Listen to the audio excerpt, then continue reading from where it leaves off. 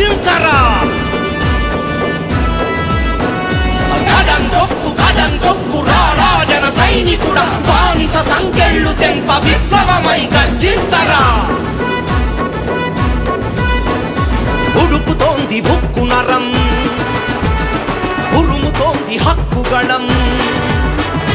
ఉడుకుతోంది ఉక్కు నరం, ఉరుముతోంది హక్కుగళం. సామాన్యుడి నిశ్శబ్దం బద్దలైతే మహోద్యమం. జనసేనొక పోరాటం, మార్పు కొరకు ఆరాటం.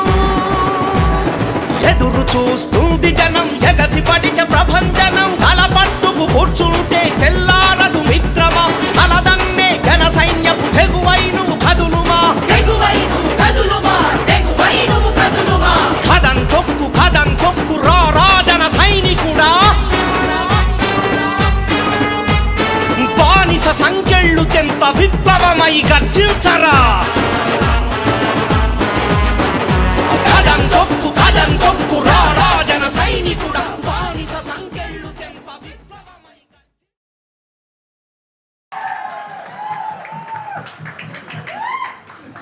ఇలా కొట్టుకుంటే రాష్ట్రం తొక్కేసి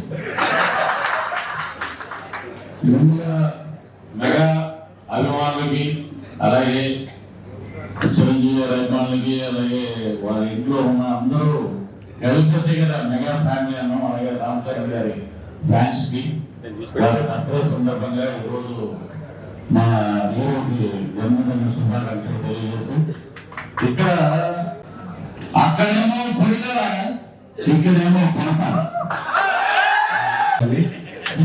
అదే మాట అంటే మీరేదో రాయలసీమ కడప జిల్లా కిడ్నాప్ మటన్లు చేస్తారని అనుకున్నారేమో. అదంతా జగన్మోహన్ రెడ్డి అండ్ 420 బ్యాచ్ అట్లాంటి అలవాటే మాకు లేదు.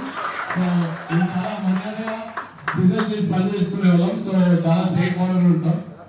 నాకు యాక్చువల్గా నేను వచ్చినప్పుడు సంతోష్ ఇక్కడ Ram Charan birthday party celebrations ఉన్నాయి, మీరు ఖచ్చితంగా రావాలంటే ఖచ్చితంగా వస్తాం కదా. రామ్ చరణ్ నాకు బాగా తెలుసు. అప్పుడప్పుడు నేను డైరెక్ట్ గా మెసేజ్ కూడా పెడతాను, ఎలా ఉన్నావు అంటే. ఎంత మంచి అన్న అంటే ఇమీడియట్ గా రిప్లై కూడా చేస్తే ఏంటి బ్రదర్ ఎలా ఉన్నావు, ఎప్పుడైనా కలుస్తాం బయట అని. రామ్ చరణ్ అన్న కన్నా చిరంజీవి గారు అయితే ఇంకా బాగా తెలుసు. ఆయన ఎంత మంచి వ్యక్తి అంటే ఫోన్ చేస్తే ఫోన్ ఎత్తి రిపీట్ ఎలా ఉన్నావు అని అడుగుతాడు. సో రామ్ చరణ్ గారు కానీ, చిరంజీవి గారు కానీ, పవన్ కళ్యాణ్ గారు కానీ మాకు అందరికి ఫ్యామిలీ మెంబర్స్ లా అంటారు. ఎప్పుడు కలుస్తుంటాం, బయట కలుస్తుంటాం.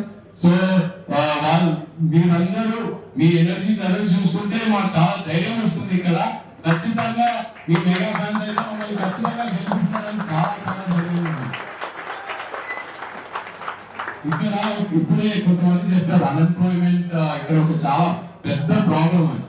మీరందరూ 2019 లో ఒక్క ఛాన్స్ ఇవ్వండి అని జగన్మోహన్ రెడ్డిని గెలిపిస్తే ఉంటే అన్ని ఇండస్ట్రీస్ కంపెనీస్ అందరు పార్టీలు కాదు.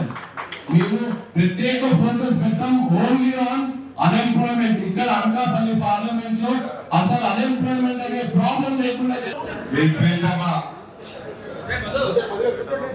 నటుడు, మీ అభిమాన నటుడు చిరంజీవి రామ్ చరణ్ గారి జన్మదినోత్సవ సందర్భంగా గారికి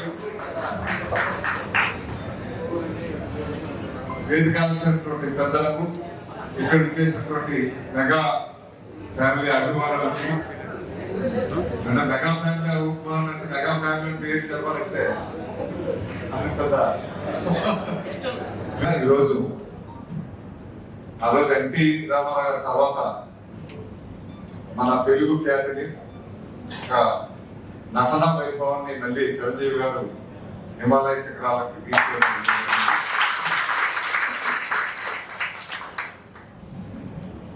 అదేవిధంగా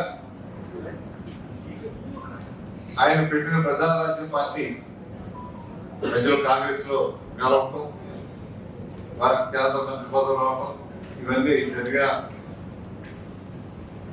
పవన్ కళ్యాణ్ గారు వచ్చి ఈ రాష్ట్రం విడిపోయినప్పుడు 2014లో రాష్ట్రం విభజన వల్ల చాలా నష్టపోతున్నాం, రాష్ట్రం నష్టపోతుంది, రాష్ట్ర ప్రజలు నష్టపోతారు, ఈ నష్టాన్ని కూర్చే విధంగా రాజకీయ వ్యవస్థ రావాలి అనేటువంటి ఆలోచనతో నిస్వార్థమైనటువంటి రాజకీయ వ్యవస్థ రావాలి,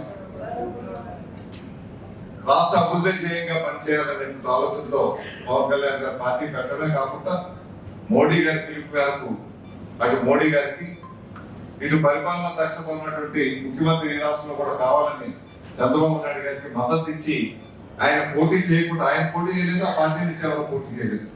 జనరల్గా ఏ రాజకీయ పార్టీ అయినా అటువంటి అవకాశం వచ్చినప్పుడు మాకు 10 సీట్లు కావాలి, 20 సీట్లు కావాలి, 50 సీట్లు కావాలి బేరాలు పెట్టుకుంటారు.